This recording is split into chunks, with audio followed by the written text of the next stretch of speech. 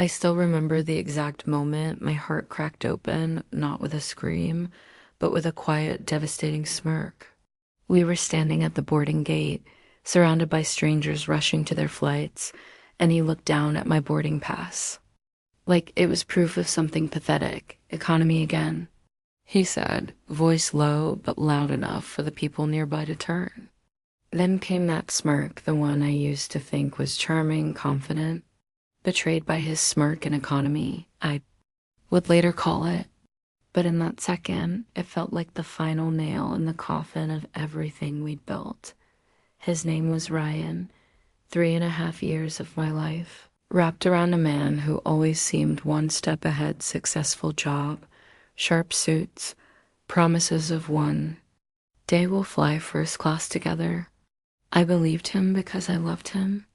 I worked 2 jobs so we could save for the future he kept painting. I stayed up late listening to his stresses, held him when deals fell through, celebrated every small win like it was mine too. I thought we were a team. I felt love meant carrying the weight when the other person couldn't, but the night before our trip to Bali, the trip I begged him to take as a reset for us, I found the messages. Her name lighting up his phone screen over photos, plans, laughing emojis that sliced through me like glass. I sat on the bathroom floor until dawn, staring at the proof that I wasn't enough, that I had never been enough. Yet the next morning, I still packed my bag. I still went to the airport. I told myself maybe it was a mistake, maybe we could fix it on this vacation. Then came the gate. The boarding pass check. That smirk. Economy only? Come on, babe. This is all you can handle. He said it casually like a joke, but his eyes were cold. Passengers glanced over. A woman behind me actually gasped softly. My face burned. My stomach dropped. I wanted to disappear. Instead, I walked down the jet bridge alone while he strode ahead to business class without once looking back. I settled into my cramped middle seat, knees pressed against the seat in front, tears silently falling behind my sunglasses. The plane taxied, engines roared, and I thought, this is it. This is how it ends.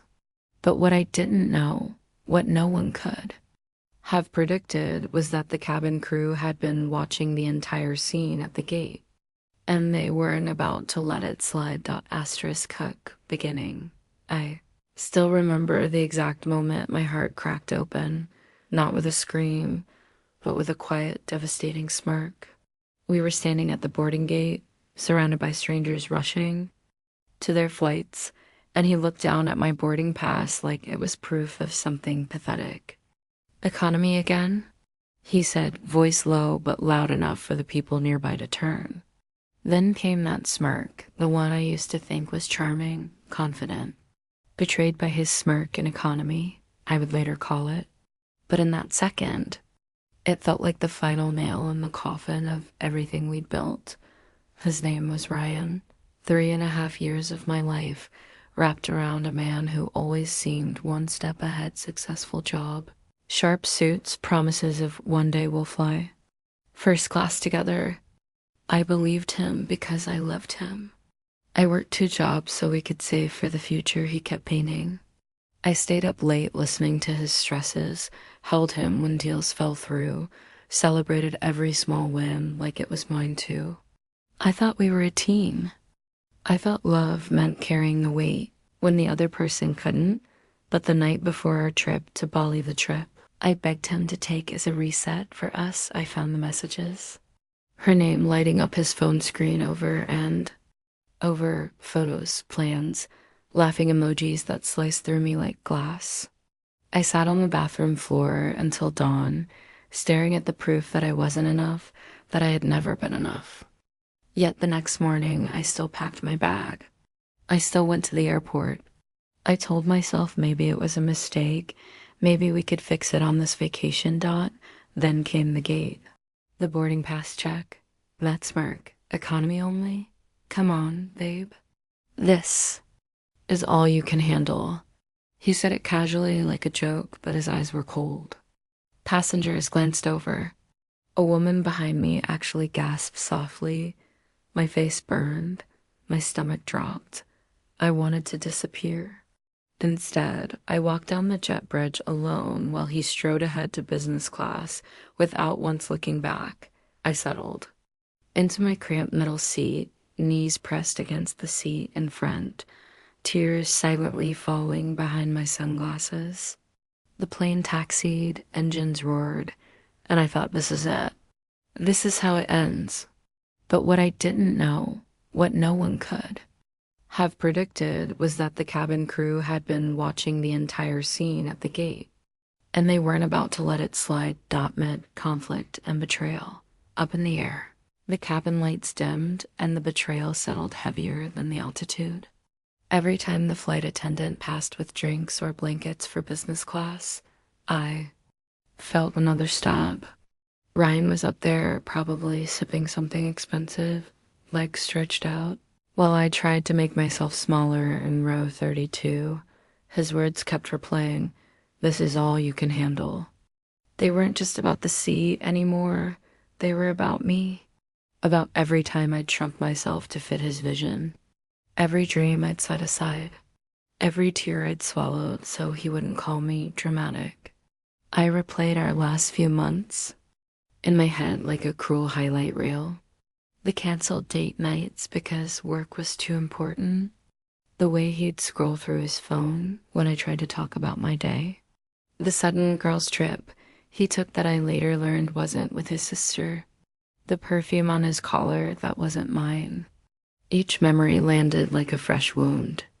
I felt exposed, foolish, utterly broken. How had I not seen it sooner? How had I convinced myself his coldness was just stress? Halfway through the flight, he actually walked back to economy. Not to check on me, not to apologize. To use the restroom and to rub it in.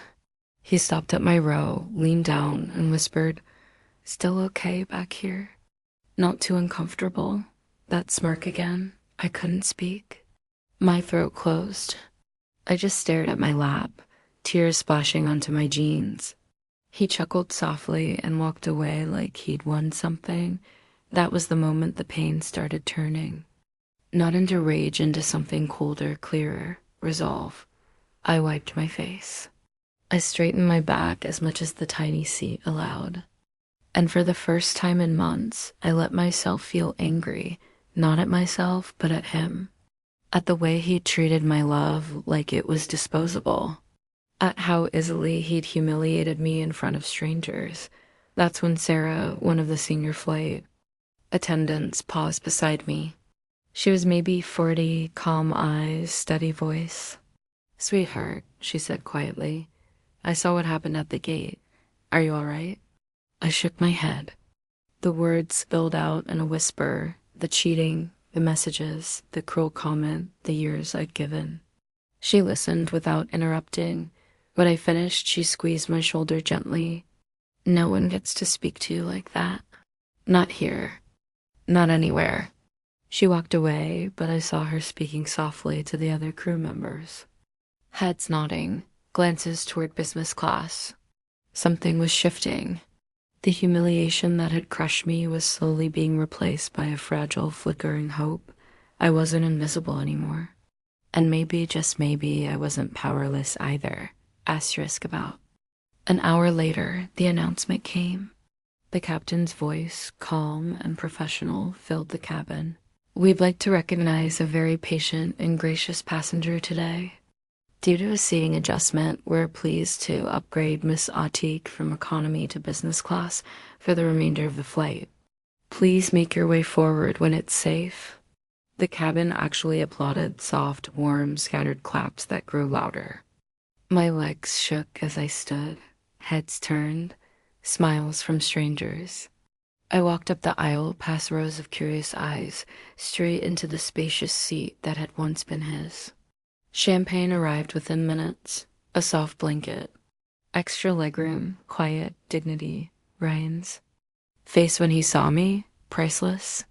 He sat frozen in his new economy seat, the very last row, middle, squeezed between a crying baby and a man who snored. His smirk was gone, replaced by red cheeks, clenched jaw, stunned silence.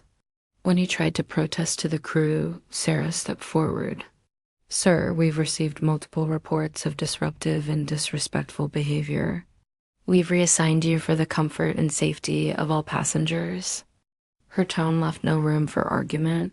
He spent the rest of the flight staring at the seat back in front of him, humiliated in full view of everyone who'd witnessed his cruelty at the gate. Whispers traveled the length of the plane. Justice didn't need shouting. It arrived quietly, politely, and irreversibly. When we landed in Bali, I walked off first. I didn't wait for him. I didn't look back. At baggage claim, I sent one final message. "We're done." Then I turned off my phone and stepped into the warm island air, lighter than I'd felt in years. That flight taught me something I'll carry forever. Your worth is never determined by how someone else treats you in a moment of arrogance. When people try to shrink you, belittle you, make you feel small, there are always eyes watching, kind hearts ready to step in, quiet strength waiting to rise. I didn't need to yell or fight to reclaim my power. I just needed to keep breathing, keep standing, keep being me. And sometimes the universe or a compassionate crew delivers the reminder that you deserve better. You deserve the upgrade, not just the seat, but the life. And when the right moment comes, you'll rise, and the ones who tried to hold you down will finally see exactly how high you were always meant to soar. I can still hear her laugh echoing through the cabin, that sharp, mocking sound that used to make me shrink when we were kids. Only this time it was louder, meaner, because we were 30,000 feet in the air, trapped together on a pact. Flight from New York to London. My name is Lena. I'm 34. A former Air Force fighter pilot who left the service 5 years ago after my tour ended. I traded cockpit adrenaline for a quieter life teaching flight simulators part-time, volunteering at veteran centers, trying to feel normal again. My younger sister Claire was the opposite, always loud, always center stage, the one who got the spotlight while I quietly flew missions no one talked about at family dinners. We hadn't spoken much in the last 2 years. Not since she posted that viral video of me at Dad's funeral, me in uniform. Tears in my eyes, and captioned it, "Big sis finally cries like a normal person." People laughed in the comments. I deleted my socials after that. But when our mother begged us to fly home together for her 70th birthday, I said yes. I thought maybe time had softened things.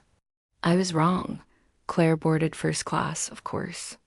I was in economy, middle seat, like always, but she made sure everyone knew we were sisters. She walked down the aisle in her designer coat, spotted me, and stopped right there. "Oh my God, Lena, you're actually flying commercial? No private jet from your glory days?" She laughed loud, theatrical. Heads turned. Phones came out. I forced a small smile. "It's fine, Claire. Good to see you." She leaned over the seat in front of me, voice dripping with fake pity. "Still living off those old war stories? Honey, nobody cares about your little fighter jet adventures anymore. You're just ordinary now." The words landed like punches. Passengers around us chuckled nervously. A teenage girl filmed it discreetly. I felt heat rise in my cheeks, the same helpless burn I felt as a kid when she'd steal my thunder. I stared at my hands, whispered, "Please just sit down." She rolled her eyes, tossed her hair, and strutted back to first class. The flight attendant gave me a sympathetic look. I put in my earbuds, tried to disappear, but what I didn't know, what none of us knew, was that 2 hours later, everything would change. The plane would shudder. Alarms would scream. And the sister who mocked me would suddenly need the one person she spent her life belittling. Asterisk. The first sign was subtle, a slight yaw, like the aircraft was hesitating. Then the captain's voice came over the speakers, calm but tight. Ladies and gentlemen, we've experienced a hydraulic failure in the flight controls. We're declaring an emergency. Please remain seated. Panic rippled through the cabin. Gasps, prayers, a baby crying. I felt my old training kick in, instantly heart rate steady, senses sharp. I unbuckled, stood, and moved toward the front. A flight attendant blocked me. "Ma'am, please return to your seat." "I'm a former fighter pilot," I said quietly. "I can help." She hesitated, then nodded. I followed her to the cockpit door. Inside, the co-pilot was sweating, hands shaking on the yoke. The captain looked up, eyes wide with recognition. "You're Captain Lena Hayes, the one from the Gulf exercises?" I nodded. "Both." Engines were still running, but the hydraulic lines to the primary flight controls had ruptured. The plane was on autopilot, barely holding altitude. Manual control was sluggish, almost impossible. We were losing time. The nearest suitable airport was still 40 minutes away. That's when Claire appeared at the curtain, pale, clutching her phone like a lifeline. She saw me in the cockpit and froze. "Lena?" Her voice cracked. "What are you doing up here?" The captain glanced at her. "She's helping. Go back." But Claire didn't move. She stared at me, really stared, for the first time in years. No mockery. Just fear. I turned back to the instruments. "I need the jump seat." They let me in. I slid behind the captain, eyes scanning every gauge. The plane was drifting right, slowly losing altitude. I started talking them through manual trim adjustments, rudder inputs, anything to buy time. My voice was calm, the way it always was in combat. Claire stayed at the door, watching. Every time I gave an instruction, her eyes widened. She looked small.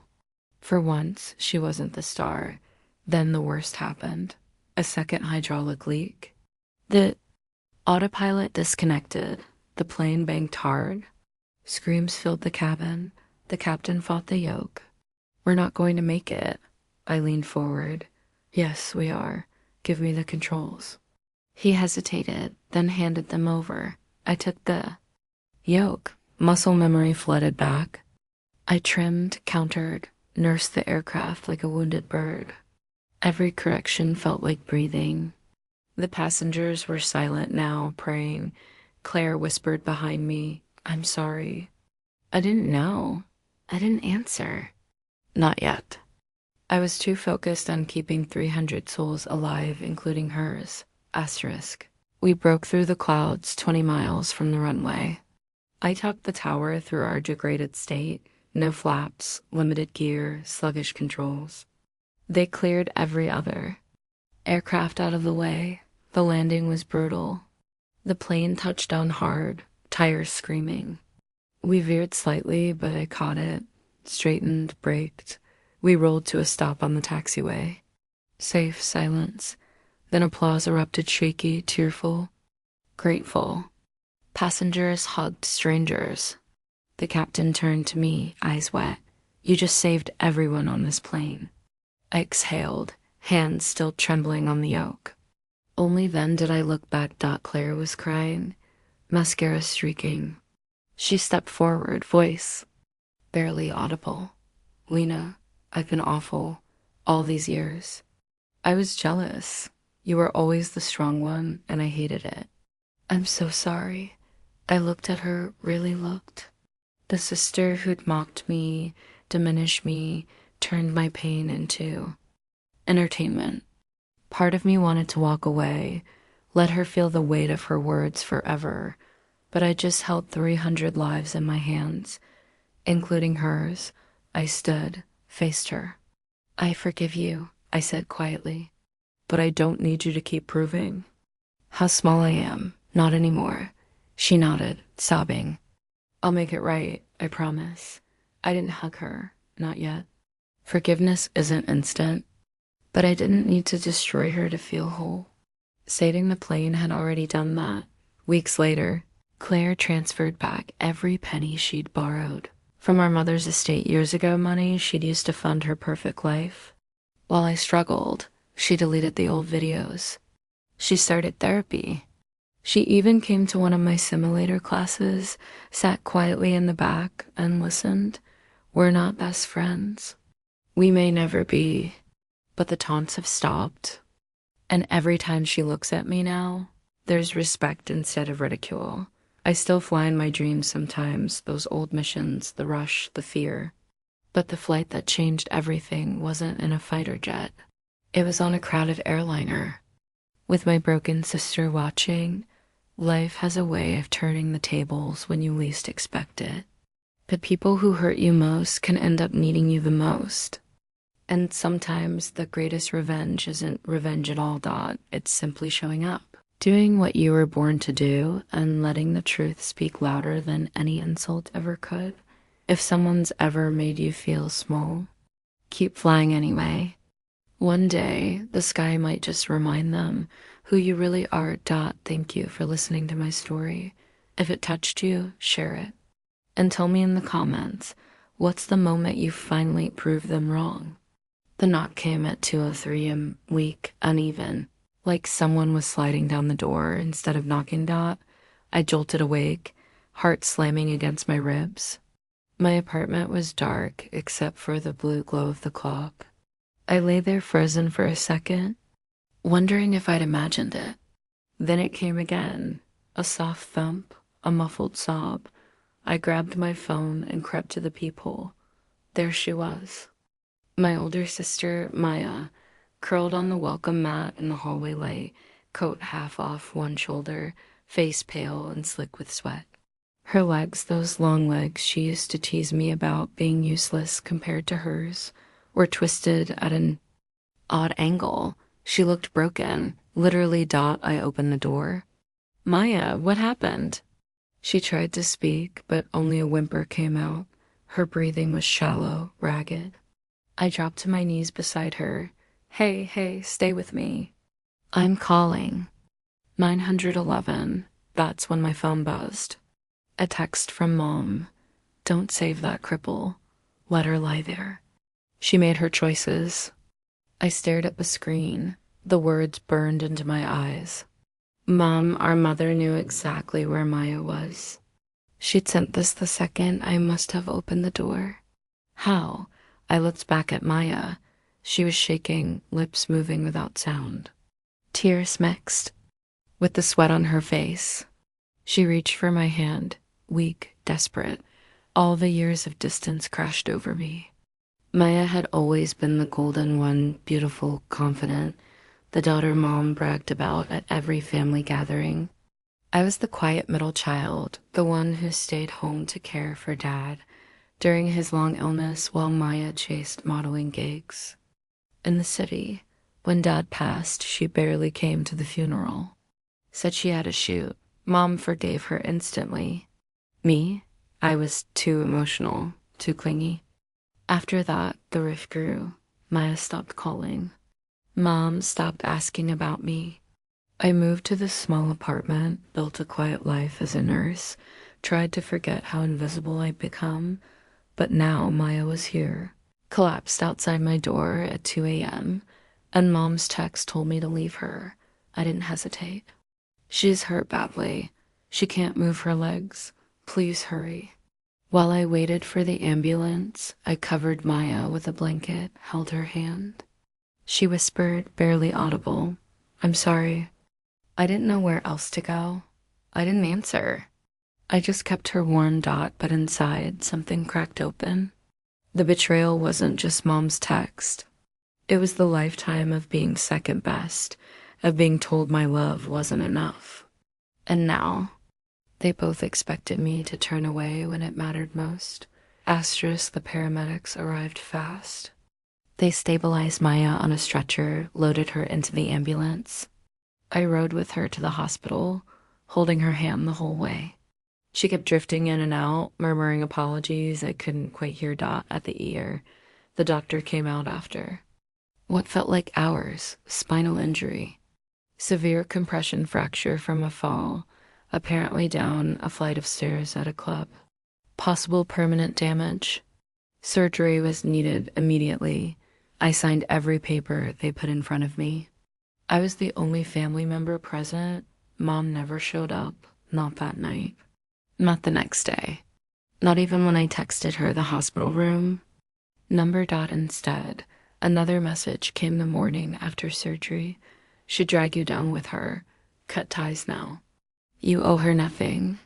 I sat in the waiting room chair, staring at those words until they blurred. My chest felt hollow. All those years Mom had praised Maya's independence, her beauty, her spark. When Maya partied too hard, partied with the wrong people, Mom called it living life. When I stayed home studying nursing, Mom called it boring.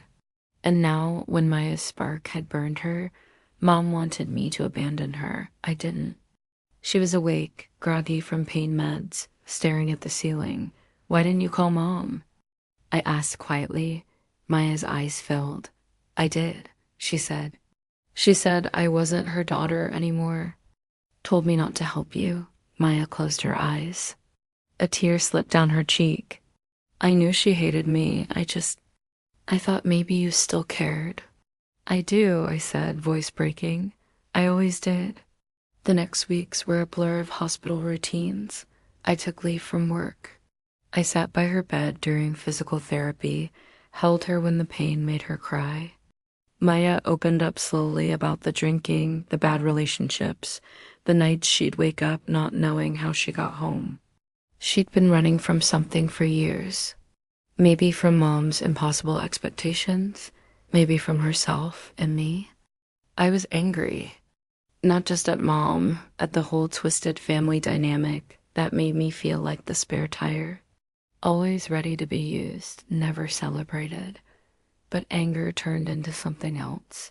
Resolve. I started documenting everything. Texts, voicemails Mom left. When she thought I wasn't answering, hospital bills Maya couldn't pay. I wasn't sure what I'd do with it yet. I just knew I wouldn't let this slide. One night as Maya slept, I sat in the hallway and cried. Not for her. For the little girl inside me who'd spent decades waiting to be seen.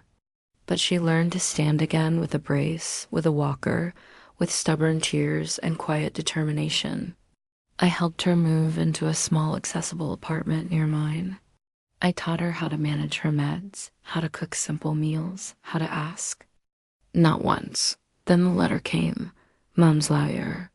A formal notice. Maya was being cut out of the family trust. Every cent Dad left for his daughters. The reason? Irresponsible behavior.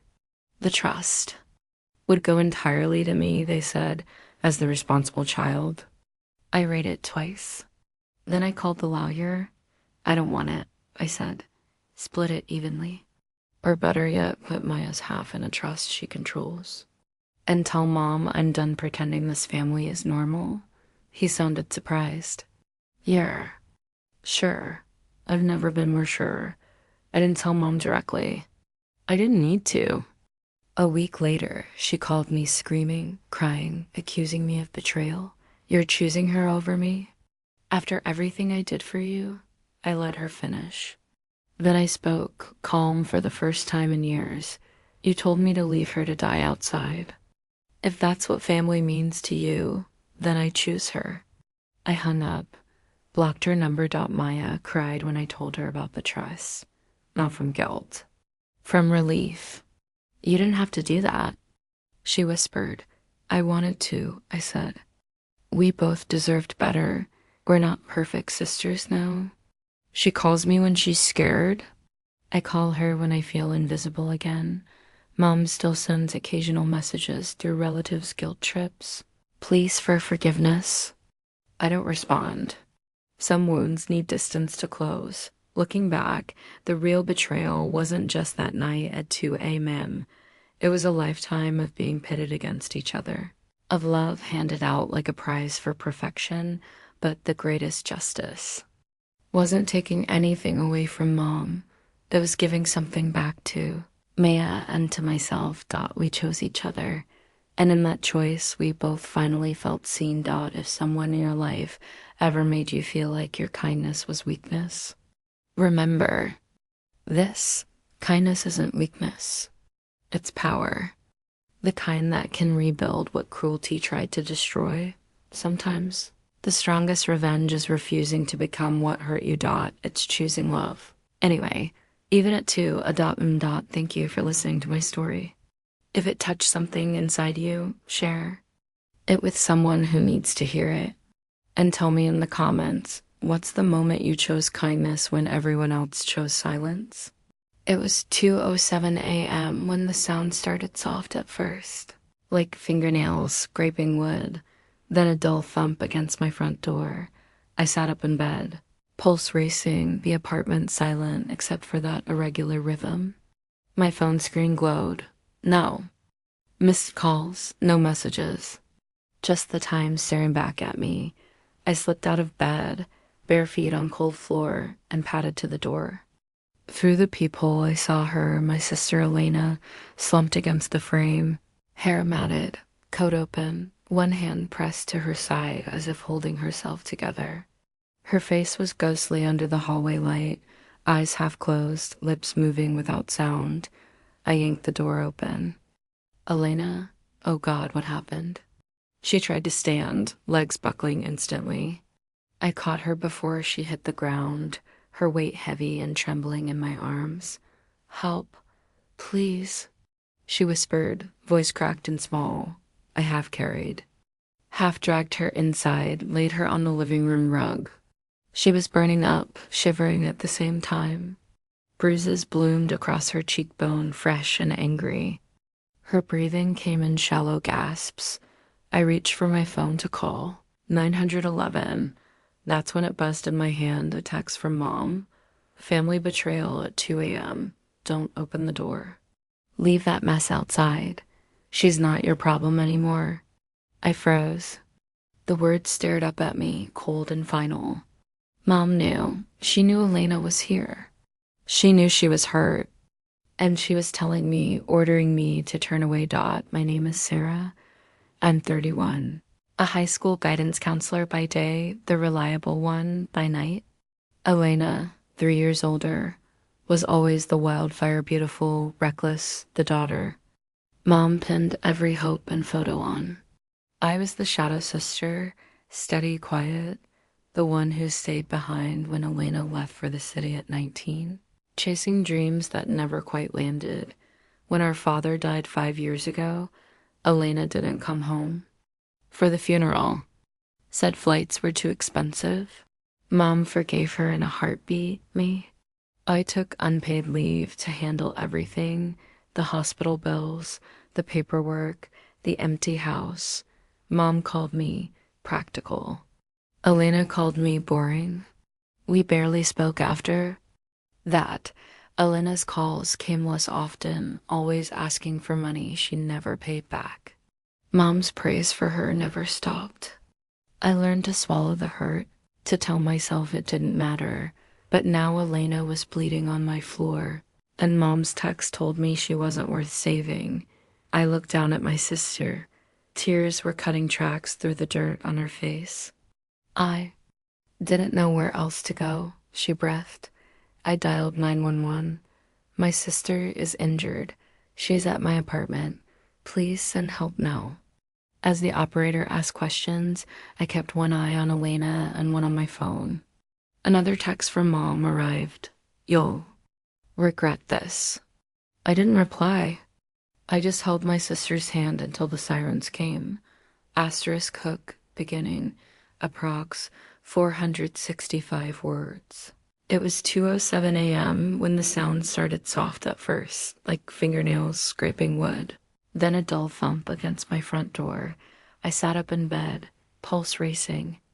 The apartment silent except for that irregular rhythm. My phone screen glowed. No missed calls, no messages. Just the time staring back at me.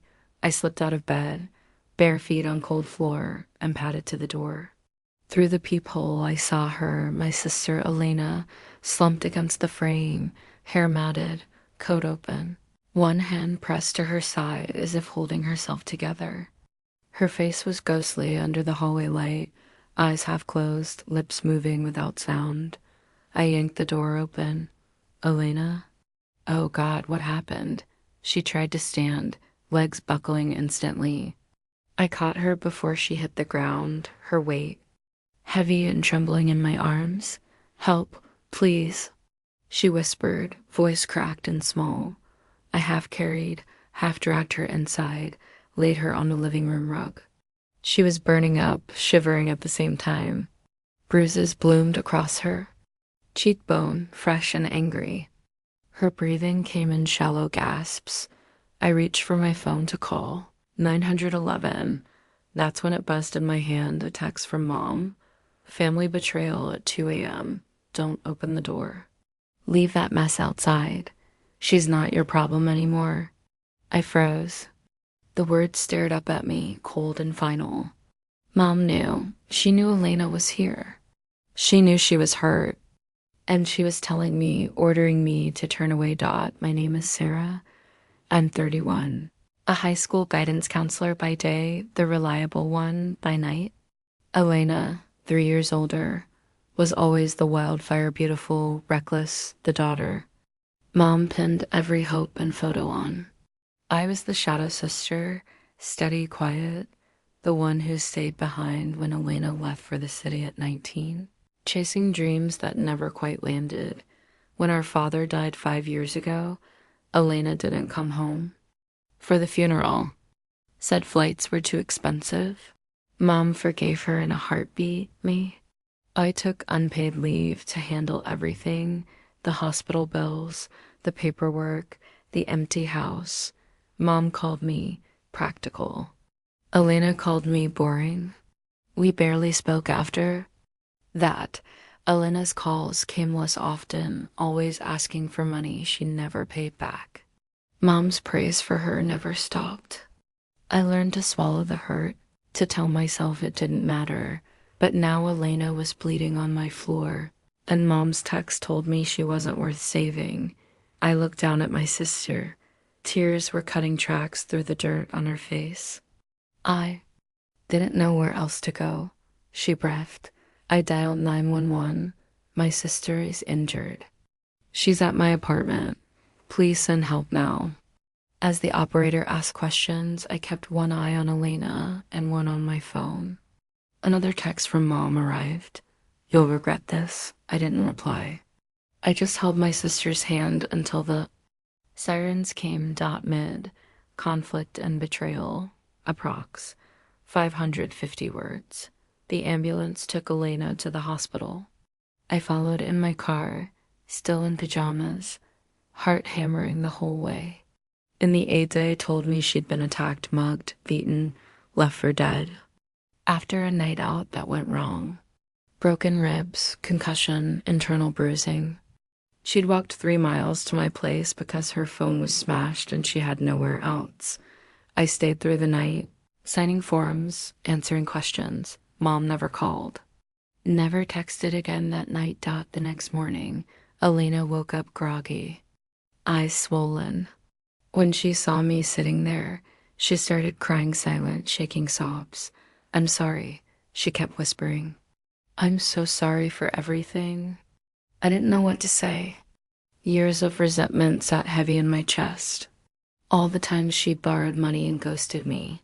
All the holidays she skipped while Mom made excuses. All the times Mom compared us and I came up short.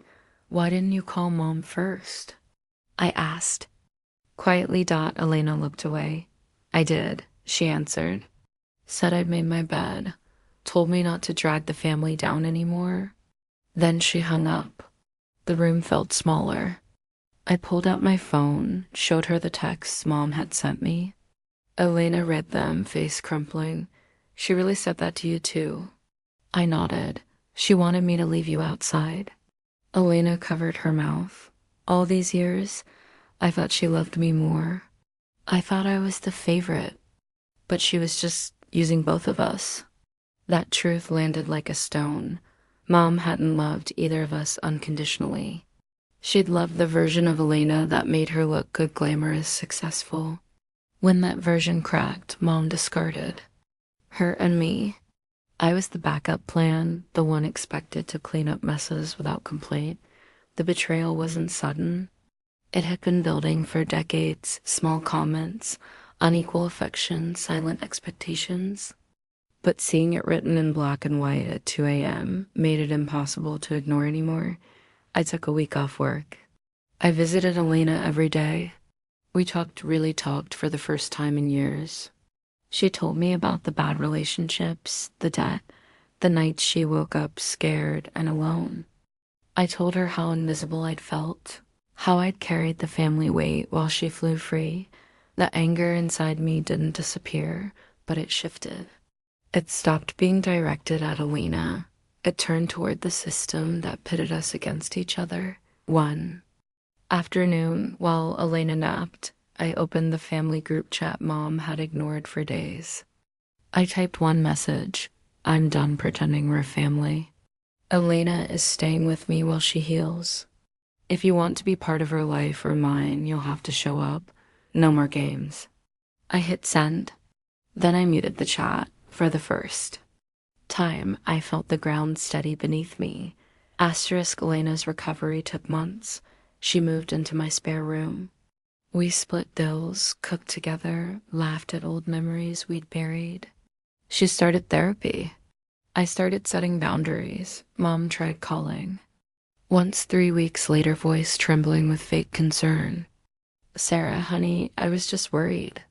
You know how dramatic Elena can be. I listened quietly. Then I said, no, Mom, I know how conditional your love is. We both do now. If you want back in, it's on our terms. Otherwise, stay gone. She cried. She begged. She accused me of turning Elena against her. I didn't argue. I just ended the call. She hasn't tried again.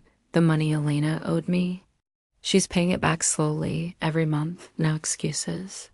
More importantly, she's present. She shows up for birthdays, for bad days, for nothing at all. We're not the sisters from childhood movies. We still have scars, but we're honest now. We choose each other every day. Mom still lives in the big house Dad left, surrounded by photos of the perfect family that never existed. Relatives whisper that she's lonely. Some say I was too hard on her. I don't explain anymore. The real justice wasn't cutting her off. It was refusing to let her version of love define us. It was building something real between Elena and me, something she could never control. That 2 a.m. text was meant to break us apart. Instead, it forced us together. If there's a lesson here, it's this. Family isn't the people who share your blood. It's the people who show up when you're bleeding on the floor and the people who refuse to leave you there.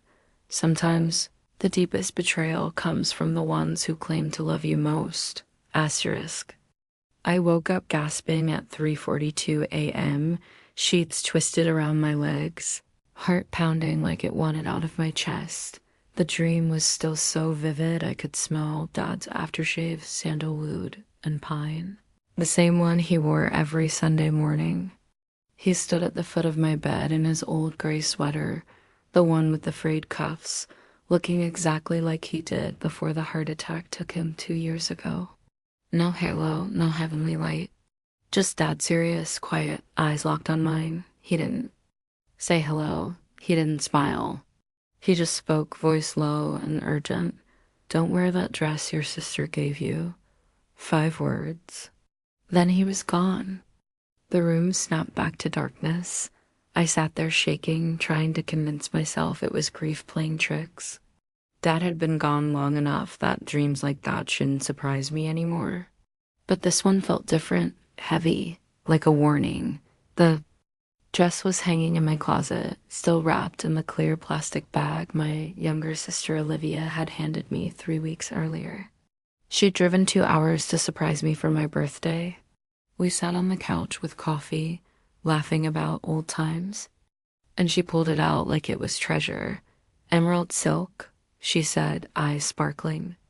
Fitted just right. You're going to turn heads up at gala, big sis. You deserve to feel beautiful again. Beautiful again. She meant after the divorce, after the months I spent crying in the shower, after I'd finally started dating someone new. Olivia had been my lifeline through all of it daily texts. Surprise deliveries of soup when I was sick, long phone calls when the loneliness hit hardest. She was only 28, 4 years younger, but she always seemed to have it together. Perfect job in marketing, perfect boyfriend, perfect life. I leaned on her more than I cared to admit. I thanked her, hugged her tight, promised I'd wear it. But now Dad's voice echoed in my skull. Don't wear it. I got up, flicked on the closet light, and stared at the bag. My fingers hovered over the zipper. I told myself I was being ridiculous. Dreams aren't messages. Sisters don't betray sisters. Still, I couldn't shake the chill. Gala was in 5 days. I had nothing else formal enough. So I told myself I'd try it on tomorrow, just try it. Nothing more. I went back to bed, but sleep never came. Every time I closed my eyes, I saw Dad's face, and every time I looked at the closet, I felt watched. Asterisk. The next afternoon, I stood in front of the full-length mirror, the emerald dress sliding over my skin like cool water. It fit perfectly, too perfectly. The neckline dipped just right.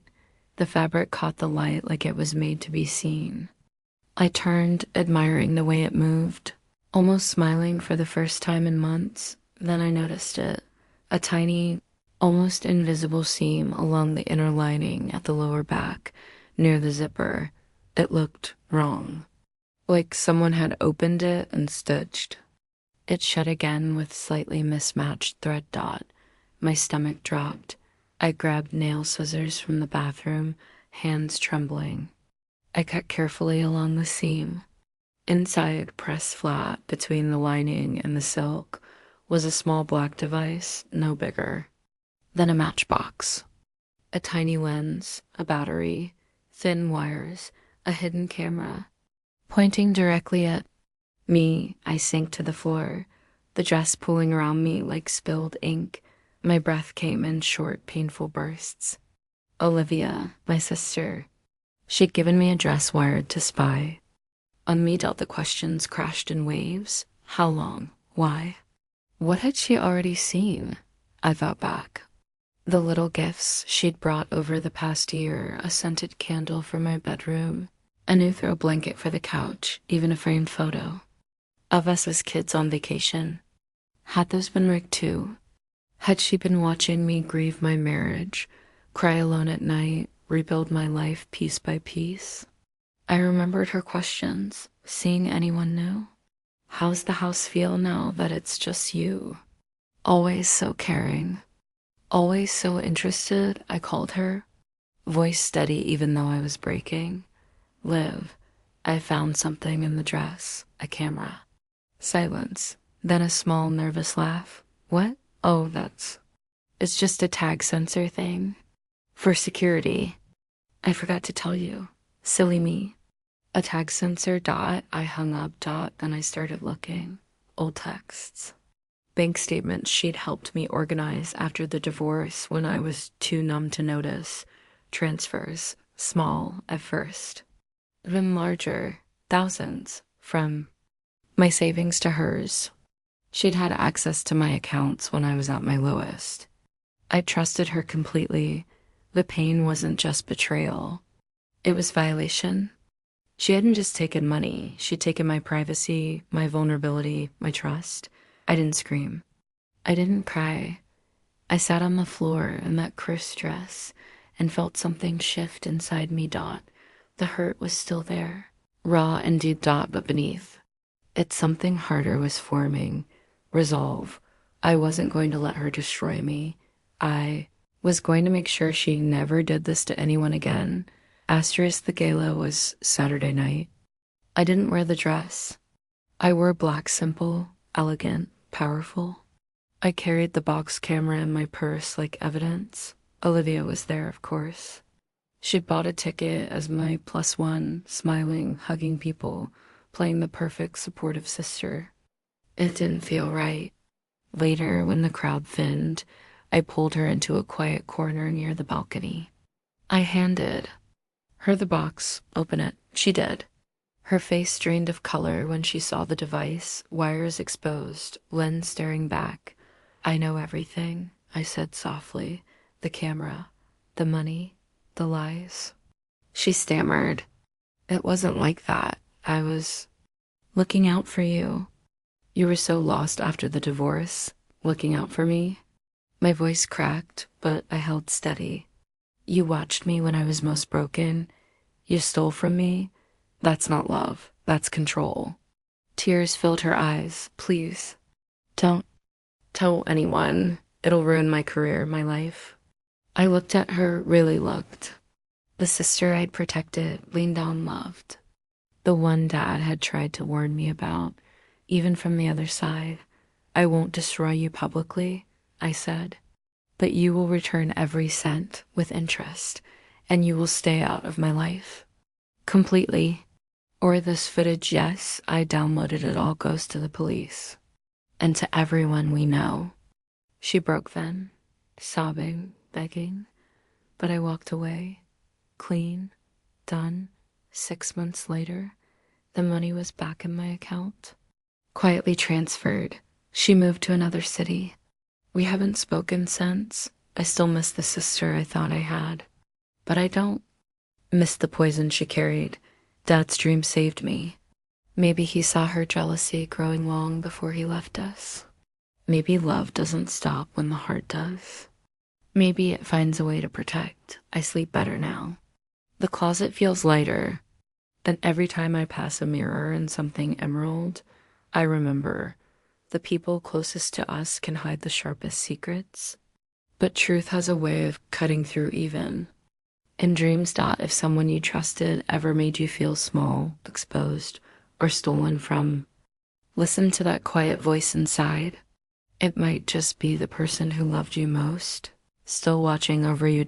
Sometimes the greatest revenge isn't destruction. It's choosing to stand tall in your own light and letting the darkness fall away. Thank you for listening to my story. If it touched you, share it.